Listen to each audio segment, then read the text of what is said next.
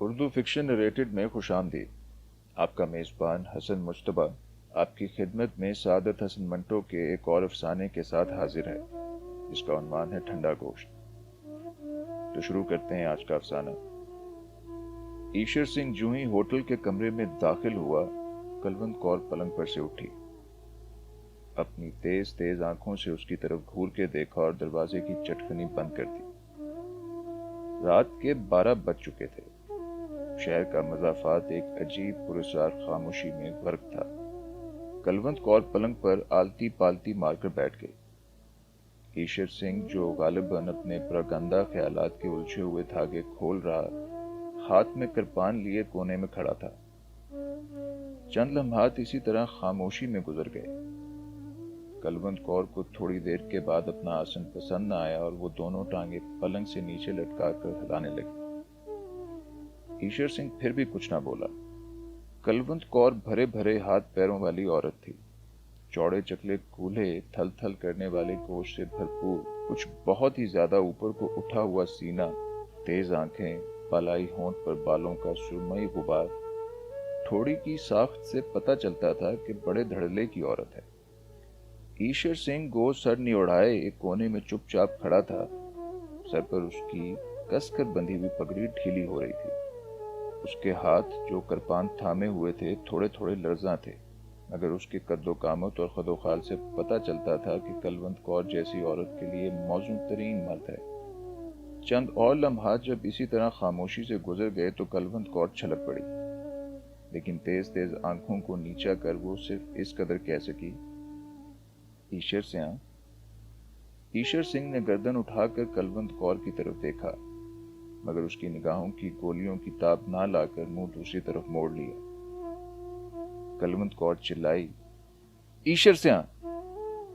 لیکن فوراً ہی آواز بھینچ لی اور پلنگ پر سے اٹھ کر اس کی جانب جاتے ہوئے بولی، کہاں رہی تم اتنے دن؟ ایشر سنگھ نے خشک ہونٹوں پر زبان پھیری، مجھے معلوم نہیں۔ کلوند کور بھنا گئی، یہ بھی کوئی منہ جواب ہے؟ ایشر سنگھ نے کرپان ایک طرف پھینک دی اور پلنگ پر لیٹ گیا۔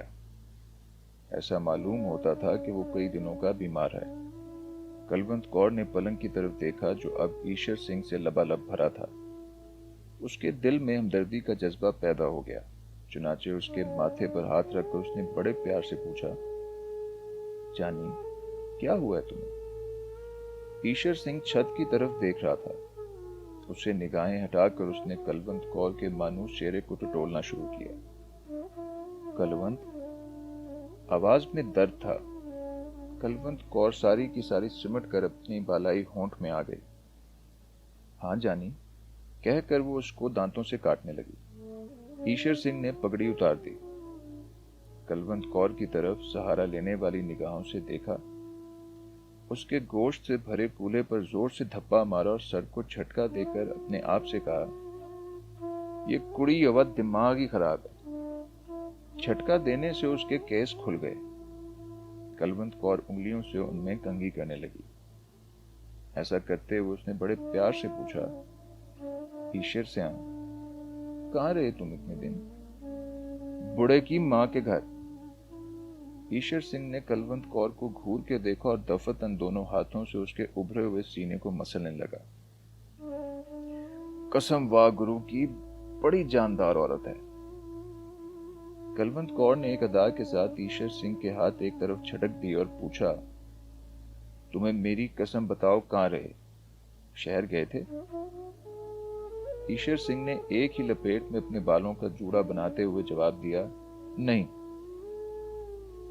کلوند کور چڑ گئی، نہیں، تم ضرور شہر گئے تھے اور تم نے بہت سا روپیہ لوٹا ہے جو مجھ سے چھپا رہے۔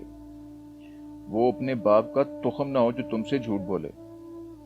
کلوند کور تھوڑی دیر کے لیے خاموش ہو گئی، لیکن فوراً ہی بھڑک اٹھی، لیکن میری سمجھ میں نہیں آتا اس رات تمہیں کیا ہوا؟ اچھے بھلے میرے ساتھ لیٹے تھے، تم نے مجھے وہ تمام گہنے پہنا رکھے تھے جو تم شہر سے لوٹ کر لائے تھے، میری بپھیاں لے رہے تھے، پھر جانے ایک دم تمہیں کیا ہوا؟ اٹھے اور کپڑے پہن کر باہر نکل گئے۔ ایشر سنگھ کا رنگ زرد ہو گیا۔ کلوند کور نے یہ تبدیلی دیکھتے ہی کہا، دیکھا کیسا رنگ نیلا پڑ گیا؟ ईश्वर से कसम वाह गुरु की, जरूर कुछ दाल में काला है। तेरी जान की कसम, कुछ भी नहीं। ईश्वर सिंह की आवाज बेजान थी। कलवंत कौर का शुबा और ज्यादा मजबूत हो गया। बालाई होंठ भींच कर उसने एक एक लफ्ज पर जोर देते हुए कहा, ईश्वर सिंह, क्या बात है? तुम वो नहीं हो जो आज से 8 रोज पहले थे। ईश्वर सिंह एकदम उठ बैठा, जैसे किसी ने उस पर हमला किया था। कलवंत कौर को अपने तनोमंद बाजुओं में समेटकर उसने पूरी कुव्वत के साथ उसे भंभोड़ना शुरू कर दिया। जानी, मैं वही हूं, घुट घुट पा जफ्फियां, तेरे निकले हड्डां दी गर्मी। कलवंत कौर ने मजामत ना की, लेकिन वो शिकायत करती रही। तुम्हें उस रात हो क्या गया था? बड़े की मां का वो हो गया था। बताओगे नहीं? कोई बात हो तो बताऊं। मुझे अपने हाथों से जलाओ अगर झूठ बोलो। ईश्वर सिंह ने अपने बाजू उसकी गर्दन में डाल दिए और होंठ उसके होंठों में गाड़ दिए। मूंछों के बाल कलवंत कौर के नथनों में घुसे तो उसे छींक आ गई। दोनों हंसने लगे। ईश्वर सिंह ने अपनी सदरी उतार दी और कलवंत कौर को शहवत भरी नजरों से देखकर कहा, आ जाओ, एक बाजी ताश की हो जाए। कलवंत कौर के बालाई होंठ पर पसीने की नन्ही नन्ही बूंदें फूट आईं। एक अदा के साथ उसने अपनी आंखों की पुतलियां घुमाई और कहा, चल तूफान हो। ईश्वर सिंह ने उसके भरे हुए कूल्हे पर जोर से चुटकी भरी। कलवंत कौर तड़प कर एक तरफ हट गई। ना कर ईश्वर सिंह, मेरे दर्द होता है। ईश्वर सिंह ने आगे बढ़कर कलवंत कौर का बालाई होंठ अपने दांतों तले दबा लिया और किचकिचाने लगा। कलवंत कौर बिल्कुल पिघल गई। ईश्वर सिंह ने अपना कुर्ता उतार के फेंक दिया और कहा, तो फिर हो जाए तुरप चाल। कलवंत कौर का बालाई होंठ कपकपाने लगा। ईश्वर सिंह ने दोनों हाथों से कलवंत कौर की कमीज का घेरा पकड़ा और जिस तरह बकरे की खाल उतारते हैं उसी तरह उसको उतार कर एक तरफ रख दिया। फिर उसने घूर के उसके नंगे बदन को देखा और जोर से उसके बाजू पर चुटकी भरते हुए कहा, कलवंत, कसम वाह गुरु की, बड़ी करारी औरत है तू। कलवंत कौर अपने बाजू पर उभरते हुए लाल धब्बे को देखने लगी। बड़ा जालिम है तू ईश्वर सिंह। ईश्वर सिंह अपनी घनी काली मूंछों में मुस्कुराया, होने दे आज जुल्म। और ये कहकर उसने मजीद जुल्म ढाने शुरू किए। कलवंत कौर का बालाई होंठ दांतों तले किचकिचाया, कान के लुओं को काटा, उभरे हुए सीने को भंबोड़ा, उभरे हुए कूलों पर आवाज पैदा करने वाले चांटे मारे, गालों के मुंह भर भर के बोसे लिए, चूस चूस कर उसका सारा सीना थूकों से लथेड़ दिया। कलवंत कौर तेज आंच पर चढ़ी हुई हांडी की तरह उबलने लगी। लेकिन ईश्वर सिंह इन तमाम हीलों के बावजूद खुद में हरारत पैदा न कर सका। जितने गुर और जितने दाव उसे याद थे सब के सब उसने पिट जाने वाले पहलवान की तरह इस्तेमाल कर दिए, पर कोई कारगर ना हुआ।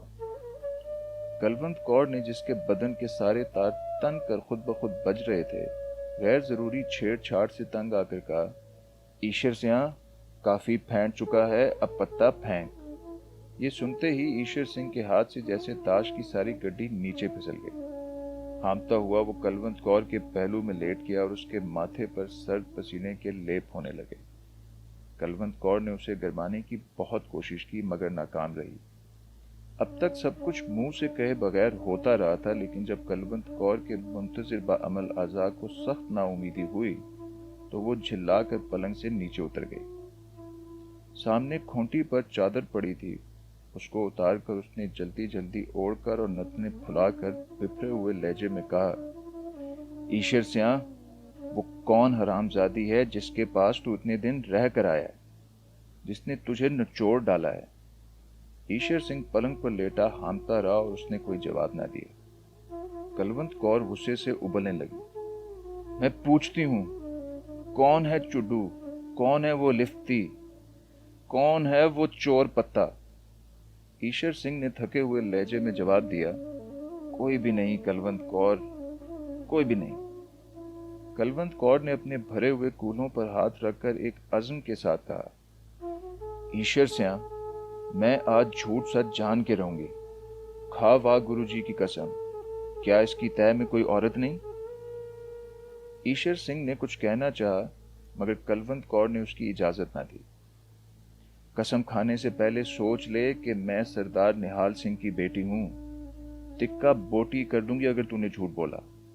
ले, अब खा वाह गुरु जी की कसम, क्या इसकी तय में कोई औरत नहीं? ईशर सिंह ने बड़े दुख के साथ इस बात में सर हिलाया। कलवंत कौर बिल्कुल दीवानी हो गई। लपक कर कोने में से कृपान उठाई, म्यान को केले के छिलके की तरह उतारकर एक तरफ फेंका और ईशर सिंह पर वार कर दिया।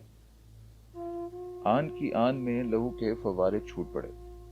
कलवंत कौर की इससे भी तसल्ली ना हुई तो उसने वैशी बिल्लियों की तरह ईशर सिंह के केस नोचने शुरू कर दिए। साथ ही साथ वो अपनी नामालूम सौत को मोटी मोटी गालियां देती रही। ईशर सिंह ने थोड़ी देर के बाद नकाहत भरी इल्तिजा की, जाने दे, जाने दे। आवाज में बला का दर्द था। कलवंत कौर पीछे हट गई। खून ईशर सिंह के गले से उड़ उड़ कर उसकी मूंछों पर गिर रहा था। उसने अपने लर्जा होंठ खोले और कलवंत कौर की तरफ शुक्रिया और गिले की मिली जुली निगाहों से देखा। मेरी जान, तुमने बहुत जल्दी की, लेकिन जो हुआ ठीक है। कलवंत कौर का हसद फिर भड़का। मगर वो कौन है तेरी माँ? लहू ईशर सिंह की जबान तक पहुंच गया। जब उसने उसका जायका चखा तो उसके बदन पर झुरझुरी सी दौड़ गई। और मैं भीनी या 6 आदमी को कत्ल कर चुका हूं, इसी कृपान से। कलवंत कौर के दिमाग में सिर्फ दूसरी औरत थी। मैं पूछती हूं, कौन है वो हरामजादी? ईशर सिंह की आंखें धुंधला रही थी। एक हल्की सी चमक उनमें पैदा हुई और उसने कलवंत कौर से कहा, गाली ना दे उस भड़वी को। कलवंत चिल्लाई, मैं पूछती हूं वो है कौन? ईशर सिंह के गले में आवाज रुंध गई। बताता हूं। ये कहकर उसने अपनी गर्दन पर हाथ फेरा और उस पर अपना जीता जीता खून देखकर मुस्कुराया। इंसान माँ युवा भी एक अजीब चीज है। कलवंत कौर उसके जवाब की मुंतजिर थी। ईशर सिंह, तुम मतलब की बात कर। ईशर सिंह की मुस्कुराहट उसकी लहू भरी मूंछों में और ज्यादा फैल गई। मतलब की बात कर रहा हूं। गला चिरा माई हवा मेरा। अब धीरे धीरे सारी बात बताऊंगा। और जब वो बात बनाने लगा तो उसके माथे पर ठंडे पसीने के लेप होने लगे। कलवंत, मेरी जान, मैं तुम्हें नहीं बता सकता मेरे साथ क्या हुआ। इंसान कुड़ी हवा भी एक अजीब चीज है। शहर में लूट मची तो सब की तरह मैंने भी उसमें हिस्सा लिया। गहने पाते और रुपए पैसे जो भी हाथ लगे वो मैंने तुम्हें दे दिए, लेकिन एक बात तुम्हें नहीं बताई। ईशर सिंह ने घाव में दर्द महसूस किया और कराहने लगा। कलवंत कौर ने उसकी तरफ तवज्जो न दी और बड़ी बेरहमी से पूछा, कौन सी बात? ईशर सिंह ने मूंछों पर जमते हुए लहू को फूंक के जरिए से उड़ाते हुए कहा, जिस मकान पर मैंने धावा बोला था उसमें 7 आदमी थे। 6 मैंने कत्ल कर दिए, इसी कृपान से जिससे तूने मुझे छोड़। इसे सुन, एक लड़की थी बहुत सुंदर, उसको उठा मैं अपने साथ ले आया। कलवंत कौर खामोश सुनती रही। ईशर सिंह ने एक बार फिर फूंक मार के मूंछों पर से लहू उड़ाया। कलवंत जानी, मैं तुमसे क्या कहूं, कितनी सुंदर थी। मैं उसे भी मार डालता, पर मैंने कहा नहीं ईशर सिंह, कलवंत कौर के तू हर रोज मजे लेता है, ये मेवा भी चख देख। कलवंत कौर ने सिर्फ इस कदर कहा, और मैं उसे कंधे पर डालकर चल दिया। रास्ते में क्या कह रहा था मैं? हाँ, रास्ते में नहर की पटरी के पास थोड़ की झाड़ियों तले मैंने उसे लिटा दिया। पहले सोचा कि फेंटूं, लेकिन फिर ख्याल आया कि नहीं। ये कहते कहते ईशर सिंह की जबान सूख गई। कलवंत कौर ने थूक निगल कर अपना हलक तर्क किया और पूछा, फिर क्या हुआ? ईशर सिंह के हलक से बमुश्किल ये अल्फाज निकले, मैंने पत्ता फेंका, लेकिन लेकिन उसकी आवाज डूब गई। कलवंत कौर ने उसे झंझोड़ा, फिर क्या हुआ? ईशर सिंह ने अपनी बंद होती हुई आंखें खोलीं और कलवंत कौर के जिस्म की तरफ देखा, जिसकी बोटी बोटी थिरक रही थी। वो मरी हुई थी, लाश थी, बिल्कुल ठंडा गोश्त। जानी, मुझे अपना हाथ दे। कलवंत कौर ने अपना हाथ ईशर सिंह के हाथ पर रखा, जो बर्फ से भी ज्यादा ठंडा था। अभी आप सुन रहे थे सादत हसन मंटो का एक अफसाना, ठंडा गोश्त। उम्मीद करता हूं कि आपको पसंद आया होगा। हमारे चैनल उर्दू फिक्शन नरेटेड को सब्सक्राइब कीजिए और अपने दोस्त अहबाब को इस बारे मुतला ज़रूर कीजिए। आज के लिए आपसे इजाज़त लेता हूँ। खुदा हाफिज़।